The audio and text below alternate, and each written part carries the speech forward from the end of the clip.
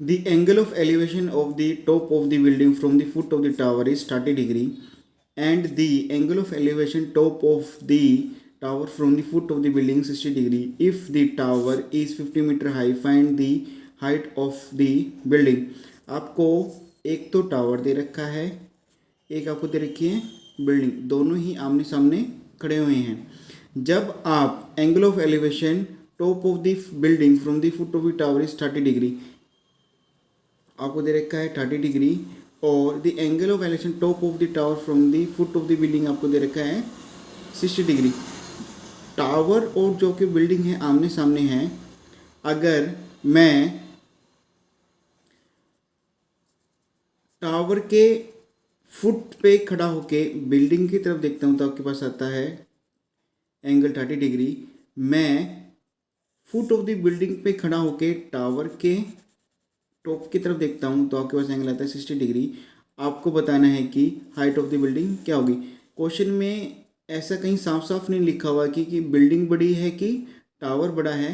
आपको एंगल से आइडिया लगाना पड़ेगा कि आपके पास कौन सी चीज़ बड़ी है. सबसे पहले मैं दोनों के लिए एक सेम डायग्राम बना लेता हूँ, फिर एंगल से आपको समझाऊंगा कि कौन सी आपके पास बड़ी वैल्यू आएगी. तो सबसे पहले मैं एक बना लेता हूँ बेस. यहाँ पर है एक बिल्डिंग और यहाँ पर एक है टावर.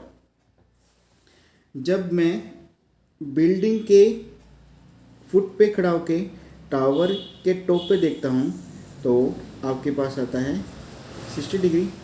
जब मैं टावर के फुट पे खड़ा होके बिल्डिंग के टॉप की तरफ देखता हूँ तो आपके पास एंगल आता है 30 डिग्री. जो आपको टावर की हाइट आपको दे रखी है 50 मीटर और बिल्डिंग की हाइट आपको निकालनी है, इसको हम ले लेंगे स्मॉल h. तो ये आपके पास थी बिल्डिंग और ये आपके पास है टावर. तो कुछ यहाँ पर साफ साफ दिख रहा है कि 60 डिग्री 30 डिग्री से बड़ा एंगल होता है. तो यानी कि टावर आपके पास होगा बड़ा, यानी कि मैं टावर को कुछ ऐसे करके मैं बड़ा बना लेता हूँ और आपके पास जो बिल्डिंग है वह है आपके पास छोटी. तो ये आपके पास हो जाएगी बिल्डिंग, ये आपके पास हो जाएगा टावर. तो इनके एंगल भी हम बना लेते हैं. ये आपके पास है 60 डिग्री और ये आपके पास है 30 डिग्री. और मुझे इस टावर की हाइट मुझे दे रखी है 50 मीटर. मुझे बिल्डिंग की हाइट निकाल के बतानी है. तो इस डायग्राम को मैं मिटा देता हूँ. तो इनके नाम रख लेते हैं A B C और ये आपके पास है D. तो यहाँ पर आपके पास हो जाएगा बेस, ये वैल्यू आपके पास हो जाएगी परपेंडिकुलर, ये वैल्यू भी आपके पास हो जाएगी परपेंडिकुलर. ये दोनों वैल्यू हैं ये आपके पास हो जाएगी हाइपोटेन्यूस. आपको साफ साफ दिख रहा है इन राइट एंगल ट्रायंगल. अगर मैं राइट एंगल ट्रायंगल के ऊपर बात करूं तो आपका 90 डिग्री यहाँ पर बनेगा. तो आसानी के लिए मैंने ये वाला टावर बनाया है. आपने देखा होगा कि खेतों के अंदर ऐसे टावर खड़े होते हैं. तो ये पॉइंट मेरा यहाँ की जगह यहाँ पर है. टावर आप ऐसे भी बना सकते हो, ऐसे करके ये ऐसे भी बना सकते हो. तो इस पॉइंट को मैं ले रहा हूँ ये वाला पॉइंट, यानी ये दोनों पॉइंट आपके पास एक ही हैं. तो ये राइट एंगल ट्रायंगल है जिसके अंदर आपको बेस कॉमन है. ABC राइट एंगल ट्रायंगल के अंदर भी बेस आपके पास कॉमन है, यानी दोनों राइट एंगल ट्रायंगल के अंदर आपके पास बेस कॉमन है. आपको परपेंडिकुलर दे रखा है, बेस कॉमन है, परपेंडिकुलर आपको निकालना है. तो हम स्टार्ट कर लेते हैं. In right angle triangle DCB के अंदर, इन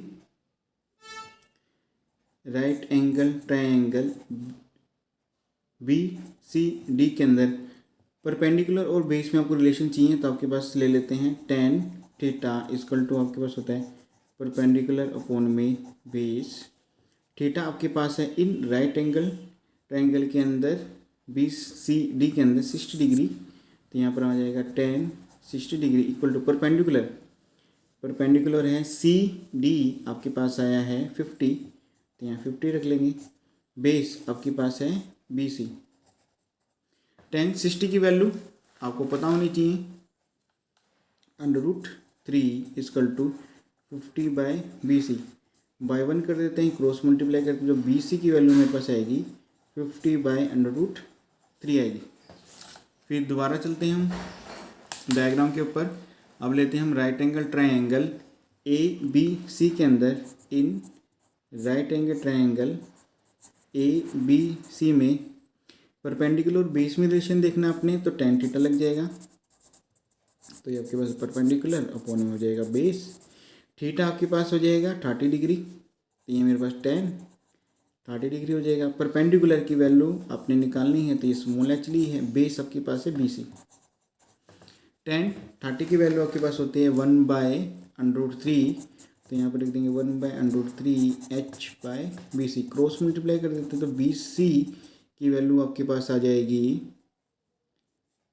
√3 इंटू h। आपको साफ साफ दिख रहा है, ये भी BC है, ये भी BC है। इक्वेशन 1 और इक्वेशन 2 को मैं बराबर रख देता हूँ। पहले मैं इस वैल्यू को लेता हूँ √3 इंटू h इक्वल टू, फिर इस वाली वैल्यू को रख लेता हूँ 50/√3। यहाँ पर आपके पास √3 मल्टीप्लाई में है, इधर आके हो जाएगा डिवाइड में, यानी कि यहाँ सिर्फ बच जाएगा h 50/√3 इंटू √3 आपके पास बच जाएगा। √3 को मल्टीप्लाई करूँगा तो सिर्फ मेरे पास आ जाएगा 3।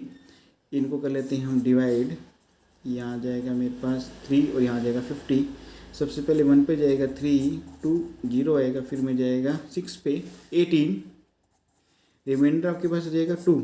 50/3 को हमने लिखना है मीन्स फ्रैक्शन के अंदर, बाय 3 तो रहेगा ही रहेगा। 16 यहाँ पर आ जाएगा और 2 मेरे पास आ जाएगा यहाँ पर। तो यही है आपका आंसर। हमें निकालना था हाइट ऑफ द बिल्डिंग, तो हम अपना मेन आंसर लिख सकते हैं अब।